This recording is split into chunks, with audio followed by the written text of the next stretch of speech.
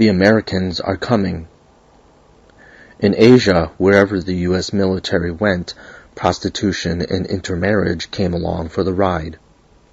Official U.S. military policy discouraged its personnel from consorting and fraternizing with the native female population. But the fact that thousands of mixed-race children were born to Korean and Vietnamese women tells us that regardless of the rules, human nature took over. When it came to prostitution, top U.S. brass looked the other way, while local pimps and madams carved out certain sections of the city for soldiers and civilian personnel to spend their R&R breaks. This was all done under the watchful gaze of local authorities, many of whom took a substantial cut in the proceeds.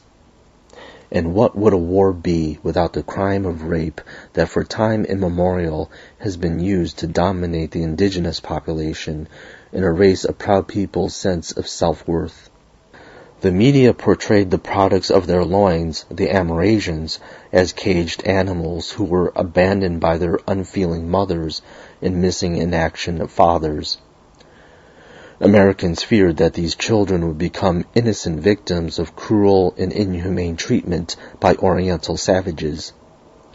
This racist fantasy took the focus off the fact that American and other Western men had violated or cavorted with Korean and Vietnamese women, ostensibly to teach the enemy a lesson.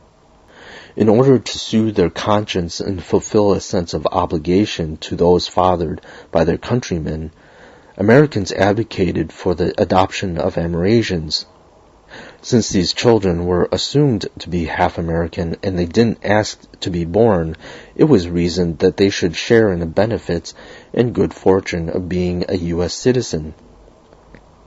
Unintentional or not, the adopting out of Amerasian children became the Trojan horse for institutionalizing international adoption across the board.